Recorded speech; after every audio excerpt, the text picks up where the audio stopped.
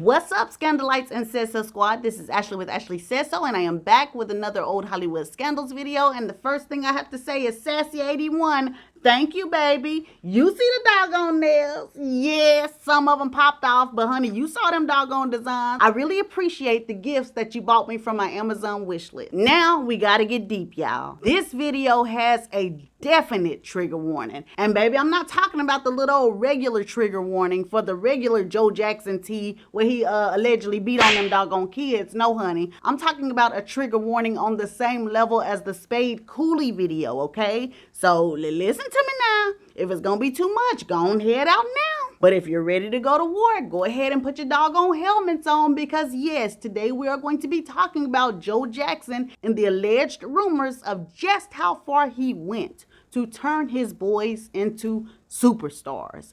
Let's get to it after this disclaimer. I'm not sure what's true or false in this video. I take gossip and tea and scandal from online, from books, from magazine, from word of mouth, and I ball it all up and I tell you guys a story. The whole video is for entertainment purposes. I have done my research. Make sure you do yours.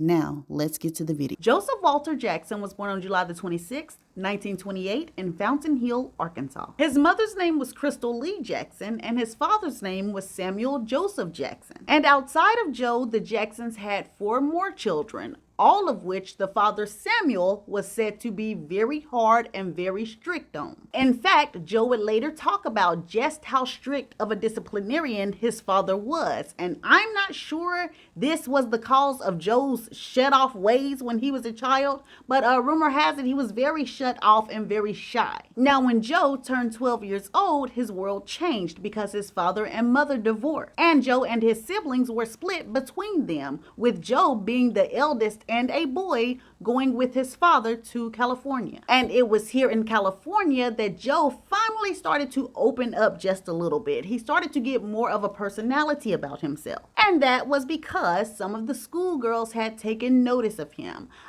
Joe probably wasn't super handsome, but those eyes and that cool, calm demeanor that he possessed drove the girls wild. But just when Joe became a full-fledged teenager and started to sort of open up to the girls, his father ended up remarrying. And I'm not sure if he had trouble with his stepmother, but I do know that as soon as his father remarried, Joe left and went to live with his mother Crystal in Chicago. But when he got to Chicago, instead of him re-enrolling in high school or middle school, Joe quit school. He felt like making money was more important. So he started to work at a local steel mill, but he also knew that this was not what he wanted to do for the rest of his life. In fact, he really wanted to be a boxer. So as soon as he would leave work, he would go and practice his boxing at night, and this was a great choice because rumor has it Joe was very good at boxing. He even became a part of the Golden Gloves program. And maybe Joe could have climbed that boxing ladder all the way up to the top. But being a boxer also brought on more admirers, more adoring girls. And so Joe started to take a little time away from boxing so he could start dating. And one of the many girls he dated was a young lady named Josephine Atkinson. And Josephine made her mark on Joe because in 1947, when Joe was only 19 years old, he and Josephine married. But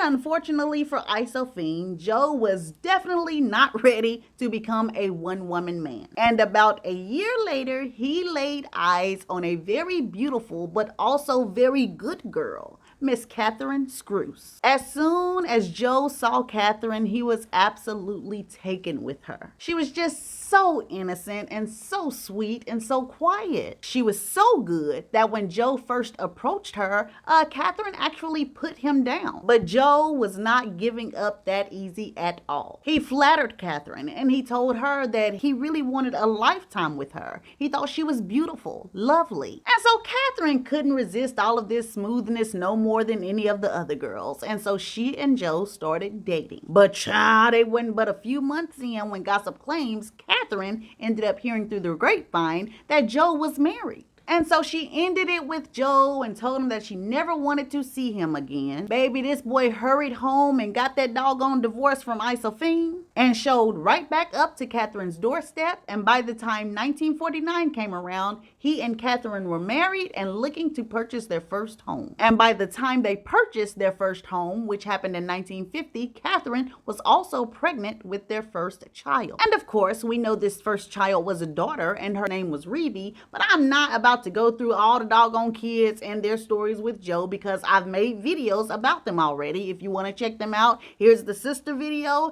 here's the brother video. And the sister video is actually a two-part video. So y'all can go check those out if you want to deep dive about their lives and the time that they spent with Joe and Catherine. But to get back to Joe, all I'm going to say is by the time all of his children were born, baby Joe's boxing dreams had gone down the drain and he was a tired father of a big brood still working at that doggone steel mill. And let's not get it twisted, this is not something that Joe wanted to be doing at all. He really truly still wanted to box, but since he felt like that would never happen, he wanted to go a different route, and that was to become a musician. So he started a group, I think with one of his brothers, a cousin, and some friends named the Falcons. But the Falcons didn't work out, and soon Joe Jackson was just left with a guitar that he played sometimes out of habit and sometimes for fun. And I won't go into that whole story, but I will say it was one night when his son Tito ended up breaking a string on that guitar that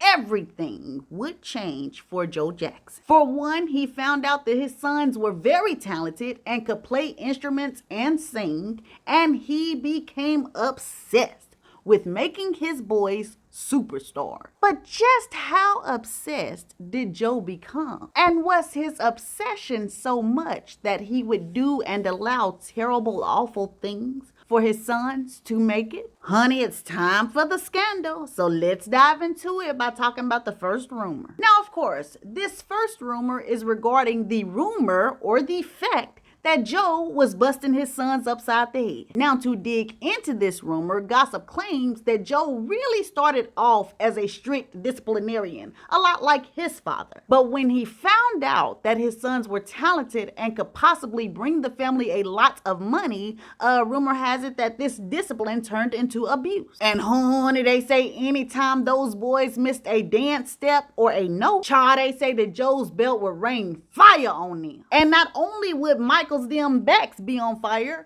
gossip claims that Joe would make them practice for hours and hours and hours until these boys pretty much got sick. These boys would be throwing up because they practiced so much, or their legs would get weak, and sometimes they would be just about to collapse. And one of the other basic but still pretty bad rumor is that Joe exposed his sons to some unsavory behavior. The folks say that even when the Jackson 5 were just starting out and very young, Joe felt like they should see things like the strip club, or maybe they should see people smoking and drinking and things like that because they were going for stardom, so they were going to be exposed to it anyway. So allegedly, he wanted to expose them as early as possible so they could already be used to that type of environment. But here's the thing, exposing his sons to that type of stuff is one thing, but exposing your sons to your behind cheating on your wife, baby, that's a whole nother thing. And yes, the folks is out here saying that the Jackson 5 saw their fathers chatting up and kissing up on other women. There's even one story out here that's saying that Joe had a hotel room across from his boys one night and the boys heard their father knocking boots with another woman. You know that was doggone traumatizing. And another thing I want to touch on, gossip claims that although there are a lot of portrayals in books and in movies of Joe basically trying to keep his sons away from girls, the folks say that's not entirely true. They say that Joe tried to keep his sons away from girls that they would form relationships with. Girls that they would try to get serious with or try to run away with. Basically good girls. But baby, say them doggone groupies, rumor has it Joe ain't have no doggone problem with that. But now we finna get into some very deep, alleged tea. And if your helmet been off thus far, put it on. Because you know I asked you the question, Just how far did Joe Jackson really go to give his children fame? Well, baby, there is this book out on the market called Inside the Chilee's Music, written by a guy named Darren Kuby, or Darren Kuby, who is the son of Creedell Jones, a man who sang with the Chileee. And per Darren Kuby, he was around when the Jackson 5 got their first real shot at fame because he saw what their father did to give them that fame. And baby, inside of this book, this man is talking cash money millionaire. And this is not verbatim because it's too much to say verbatim. But per this book, Darren Kuby is around 5 years old at this time. And he's at home and he's playing in a room with his 6-year-old sister and his 9-year-old sister. He said he hears the front door open, and when he sees who's coming in, it's his father, Creedell Jones, and another popular member of the Chilees. I will not say his name. And on top of Creedell and that other member, he also sees Joe Jackson as well as the rest of the Jackson 5. And he said music producer Nat Tornapal came into the house as well. Now, everybody I just mentioned, Darren said that he saw all of these people go upstairs to an empty room. He also says that he doesn't think anything about this. You know, he's just 5 years old, but then he hears the front door open again. And this time when he looks in the foyer or by the front door, he sees a man with a long white face and he has a hooded robe on. And then he watches as this figure also goes upstairs. Now, see, had it been me, I would have cut out a long time ago. But per Darren, after seeing this, I think he said he ended up hearing strange noises from coming upstairs. For some reason, he ended up going upstairs. So allegedly, when he gets up there, not only is that lone white-faced man in a robe, everybody else is in red hooded robe. And Darren says he starts to watch as some sort of strange ritual is happening. Also, there is a pentagram drawn in the middle of the floor, and that long-faced white man is standing in the middle of that pentagram. Well, while Darren is sitting here watching, allegedly everybody starts to chant in a weird language or a weird tongue. And then he sees his sister. I'm not sure if it's the 6-year-old sister or the 9-year-old sister, but he sees one of his sisters being dragged into the room. And ain't no way I can describe this for real, but when she gets in there, per Darren, allegedly, he sees Joe Jackson hold her down, and then he sees that other popular Chileee member allegedly assault his sister. And soon he sees everything stop with what's going on, and then Joe and the Chileee member changes position. So now it is Joe Jackson, his sister. Baby, listen, it's some very wicked stuff because I got to add this in. Darren also says after Joe is done, baby, he says he watches his own father, Creedell Jones, do the same thing. Get this though, he also alleges that once he saw everybody do what they do, he tried to go run up and fight for his sister. Now, like I said, he said he's 5 years old, but he said he tried to run up and fight for his sister. Baby, this boy said these folks grabbed him and put him in the room and done the exact same thing to him. And I want to make it clear, this is not just the people that I've named to you. Allegedly in this book, it states that it was 12 people in all that did the things that they did. Well, per this book, after everything was done, Darren is sitting there crying, but then he sees that tall man with the long white face that's standing in the middle of the pentagram, holding a baby. And there's just no way that I can describe exactly what happened. But I will say this, after what happened to the baby, everybody passed around a goblet and they drank it. Darren said everybody drank from this goblet. He said not only did his father, the other Chilees, Nat Tornapal, and some other people do it, he also alleged that Joe Jackson, as well as all of the Jackson 5, also drank from the goblet. Then he said something about the chanting got louder. Baby, I don't know, maybe the house started to shake, I'm not sure, but he ended up running out of the room, and from what he said, he tried to block the whole episode out of his mind. But blocking it out of his mind didn't work so well, because he alleged that 2 days later, the other popular Chileee, as well as Joe Jackson, came back to his home, and this time they took that same little infant toy baby doll that they had a couple of days before, and they started cutting up things and eating it. That's as far as I can go. Now, if you're anything like me and you read the rest of the book, you may start questioning whether that story that Darren QB told was really real. He said some other things in the book that made me kind of question his reality. Because not only did he say all of this about this ceremony of sacrifice, he also mentioned a few times in the books where his mother tried to kill him. He said his mother tried to poison him. His mother made him lay down in a casket for a whole day.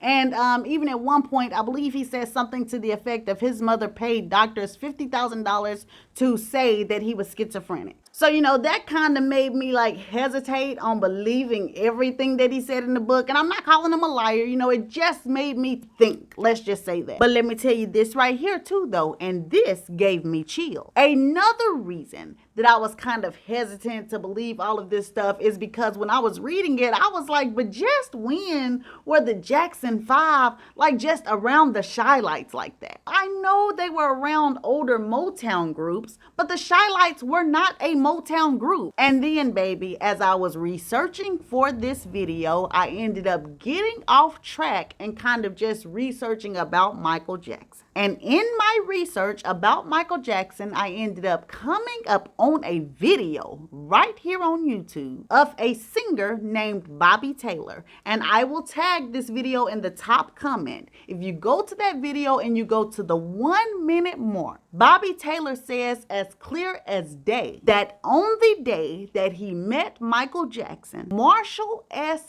Thompson of the Chilee's came running to him and telling him, hey man, you got to go see this little kid. And he said he went downstairs or wherever with Marshall S. Thompson and he saw the Jackson 5 and Michael. And Michael ended up coming back to his dressing room with him and staying with him for 10 days and 10 nights without ever leaving the dressing room. And yes, we're about to delve into that a little bit more too. But my main point is I was looking for a connection with the Jackson 5 and the Chilee's, and this video popped up out of nowhere. Now let's talk about that statement of how Bobby Taylor said that he spent 10 days and 10 nights in the dressing room with Michael. Because it was things like that that probably started the very next rumor we're going to talk about. Could Joe Jackson have given his son Michael out to powerful businessmen? Back in 2005-2006, gossip claims that Jermaine, I suppose, was short on money, so he decided to publish a book. And the book was called Legacy: Surviving the Best and the Worst. Well, in this book, Jermaine talked a lot about Michael, and one of the things he brought up was something that used to happen when Michael was a child. Per Jermaine, they would be in the hotel room and everybody would be asleep. It's probably about 2-3 o'clock in the morning.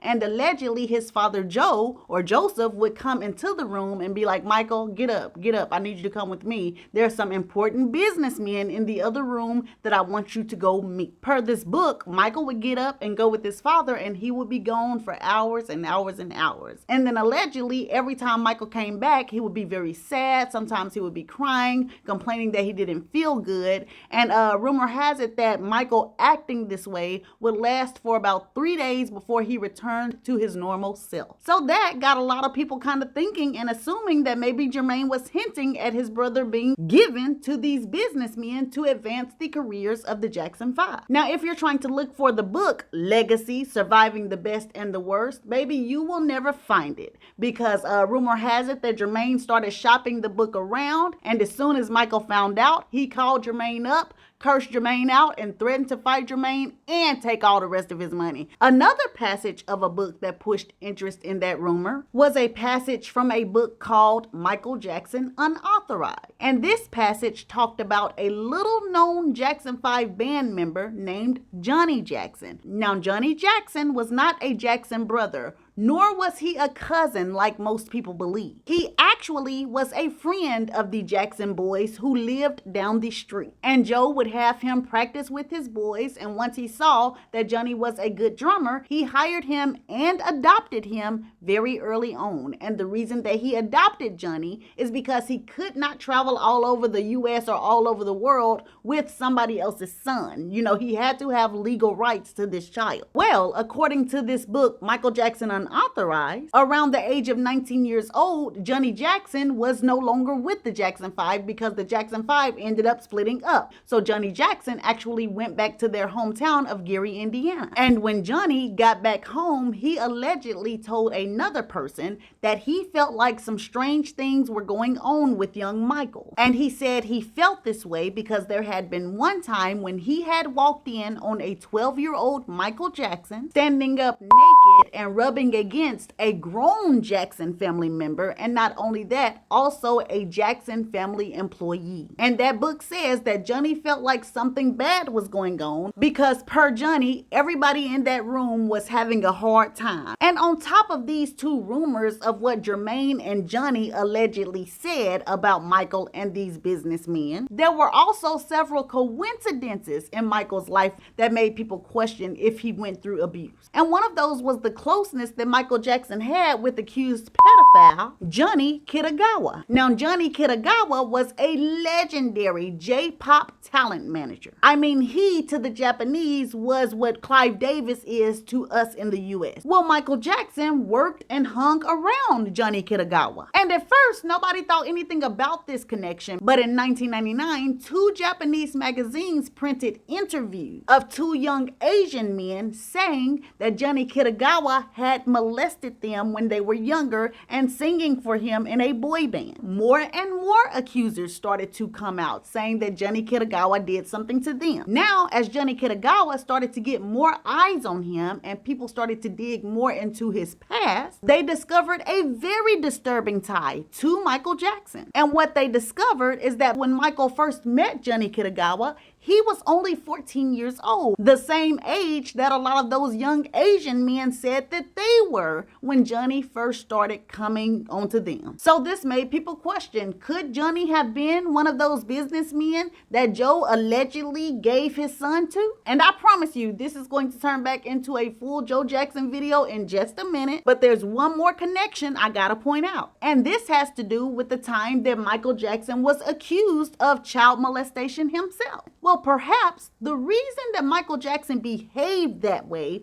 with those children is because that's what happened to him when he was younger. And I'm not talking about actual abuse. Hear me out. Do you remember that guy that I mentioned earlier, Bobby Taylor, the one that is featured in that video that's in the top comment? Well, there is another video on YouTube where Bobby Taylor is admitting that when he was in his 30s and Michael was around 11 years old, he and Michael slept in the bed together plenty of time. And of course, Bobby didn't say anything happened while they were sleeping together. He was just stating the fact. But he also mentioned the fact that is why Michael behaved the way he did with the children that he was around. That is why when he allowed them to spend the night at his house, they were able to sleep in the bed with him. Because he thought it was normal because that's what happened to him when he was younger. And per Bobby Taylor, he felt Michael was completely innocent in doing that. Oh, and also the video about Bobby Taylor saying that he and Michael shared a bed together is also pinned in the top comment.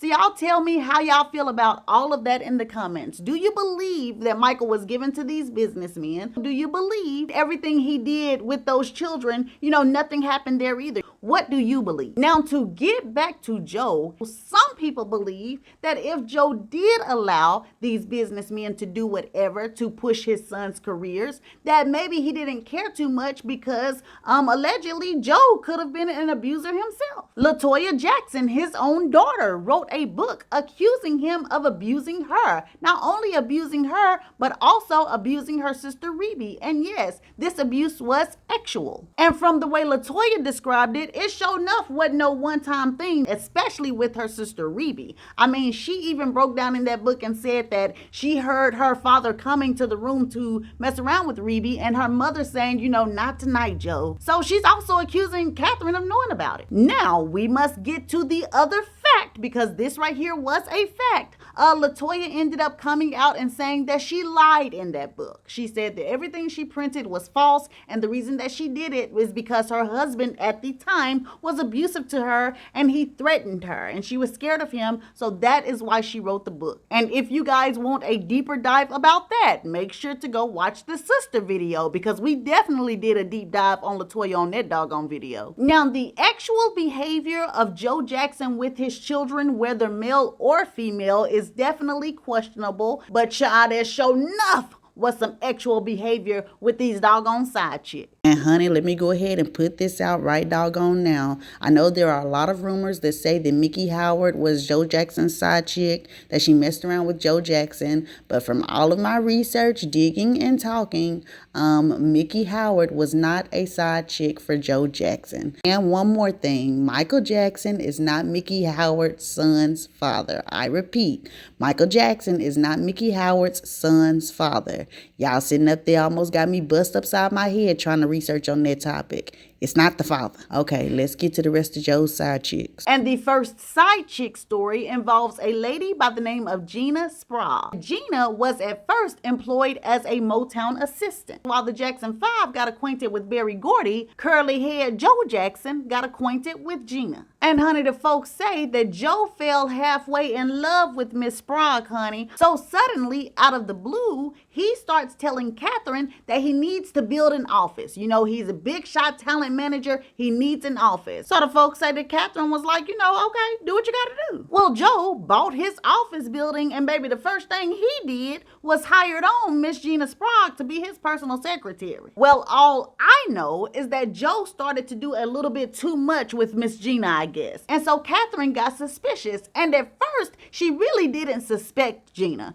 She really thought it was another woman. But I guess Catherine did her little FBI detective work that us girlies like to do when we feeling something is wrong, and so she ended up finding out that it was Gina, his secretary. This is a woman that Catherine has been cheesing with, smiling with, talking to. So baby, Catherine is heated. So I suppose on the day that she found out, she went straight to her bathroom, baby, and was just putting her hair in a ponytail, greasing her face with Vaseline. And while she was getting ready, I guess Randy and Janet came to the bathroom to ask her, Mama, what's wrong? What's going on? And child, I don't know if Catherine told them what was going on with Joe and Gina or not. All I know is that by the time Catherine jumped in her car, Randy and Janet jumped in the car with her. And baby, Catherine pulled off from that doggone house and started doing 100 down the highway trying to get to Joe's doggone office. When she got to the office, she yelled to her kids, Janet and Randy, hold her down. Janet and Randy came over and grabbed Gina by both of her arms and were holding her back. And baby, Catherine and that long church skirt went to work. Honey, the folks say Catherine gave a 2-piece combo to the stomach and 3 slaps to the face.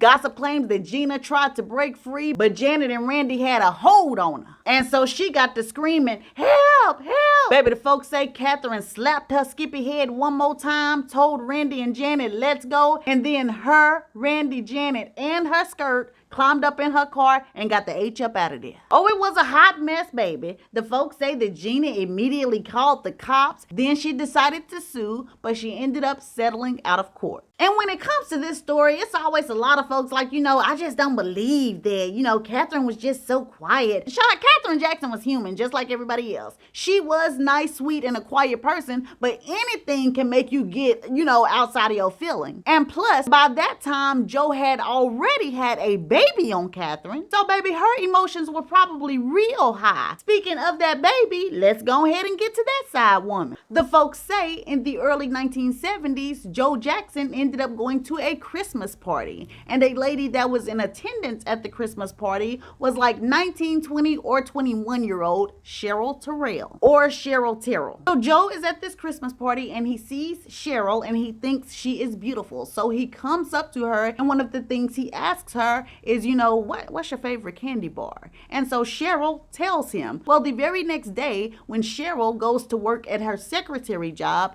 there is a big, huge arrangement of her favorite candy bars sitting on her desk. And of course, Joe calls up to her job later asking her if she got the candy. Well, per Cheryl's daughter, Cheryl was actually very hesitant to date Joe Jackson because first of all, he was married. Second of all, he was so much older than her. Allegedly, he was her parents' age. But Joe was very smooth. He was able to buy anything that Cheryl wanted. So eventually, Cheryl became his side woman. By 1974, Cheryl was madly in love with Joe, and also she was carrying his baby. And rumor has it, instead of Joe being upset with Cheryl or wanting her to get rid of the baby, allegedly he welcomed the birth of this side child. And so in 1974, their daughter Giovanni was born. Now, if you're wondering about Catherine and her kids at this point, oh baby, I'm wondering right there with you, because per Cheryl and Giovanni, Joe basically spent all of his time with them. Like Giovanni said that she remembers her daddy coming home from work just about every evening and her mama like cooking dinner for him, rubbing his shoulders, giving him kisses, and Giovanni was sitting up on his lap. You know, basically they were like their own little family unit. And allegedly they lived their little family unit life for at least 5 years before there are any waves. But that wave came in 1979, and that is when Catherine was threatening to get a divorce. Well, no matter how much Joe had been playing family with Cheryl and Giovanni, when this situation happened with Catherine, Cheryl was able to see a little bit clearer. She clearly saw the man she was in love with, the man that was supposed to be her man,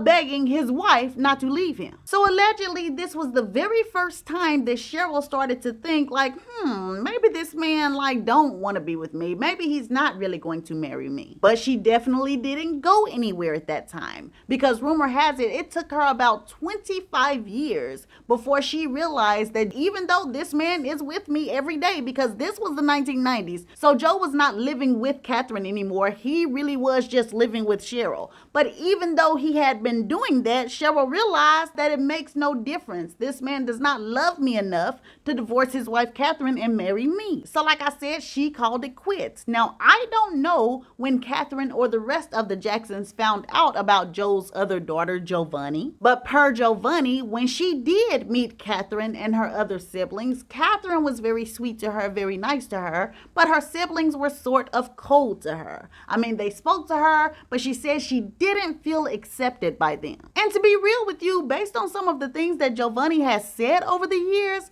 I could kind of see why her siblings would be hesitant to just kind of welcome her in. Because baby, don't you know she had the nerve to say that Janet was the most jealous of her because Janet couldn't stand the fact that she was Joe's true baby girl, and that since she was his true baby girl, she and Joe had a better father-daughter connection than Janet and Joe. Like, girl, what was that to say? Even if it possibly was some truth in it. There are some sources that claim that Joe did have a better relationship with Giovanni. Not only better than the one he had with Janet, but the one he had with any of his children that he had with Catherine. But the reason the source gave is because Joe didn't want anything out of Giovanni. He didn't have to be hard on her and show this very mean, stern side to her because he didn't want to make her a superstar. So gossip claims he treated Giovanni as the child he got to start over with, so it was easier for him to express himself and express his love for her. But anyway, to tell the rest of Joe's story, by the time Giovanni became public knowledge, which happened in the mid-90s or the early 2000s,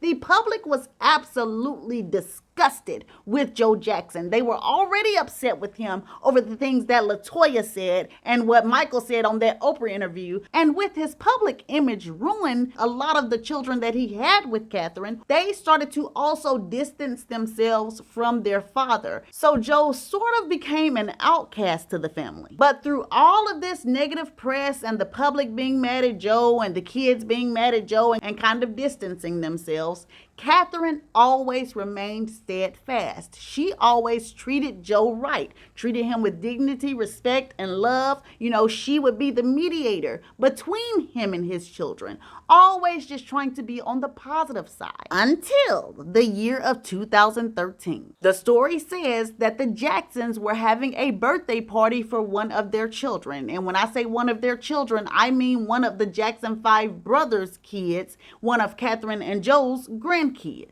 I believe it might have been Jafar, I'm not sure. Well, anyways, they're having the party, all of the family is there, and then Joe just ends up kind of showing up. You know, he's later than everybody else. He probably was feeling a little bit down about himself because he is late to the party. You know, it's possible that they barely even told him what time the party started because he's like the outsider to what he feels like is his family. So anyways, Joe, feeling like this, is said to start strutting around the party. Earl, what's up, man? Enjoy yourself, brother. Enjoy yourself. I built all of this with my bare hands. All the people that's having a good time, all this is on account of me. I'm the one who stayed on the Jackson5. I'm the one who made the tough deal. Oh, Joseph Jackson, you shut your mouth right now. Coming in here talking about what you built and what you didn't build, what you did and what you didn't do. These boys, my boys, work just as hard as you. And I'll tell you one other thing. Why don't you just leave?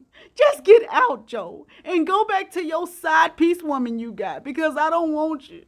Oh, I don't want you. I don't want you. I don't want you no more. Okay, maybe she didn't say all of that, but she definitely did tell him to leave the party and go back to his side whore. Now, since we're in the year 2013, of course, by that year, Michael had already passed, which happened in 2009. Although Michael allegedly left his father Joe out of his will, there does seem like there was some sort of reconciliation with their relationship. First off, Joe was there for Michael through all of his sexual assault trials. Also, Joe has done at least 2 interviews on his relationship he had with Michael. Oh baby, and let's not forget that time when Joe Jackson walked up on the stage with Jimmy Walker and almost bust Jimmy Walker upside the head because he was talking about Michael Jackson. Y'all remember that in the Jimmy Walker video? So although him and Michael probably weren't A1, they did still love each other. And I truly think Joe's relationship with the rest of his Jackson children were kind of on that same level. I mean, Janet did go on stage with him in 2015 when he got his Lifetime Achievement Award from BET.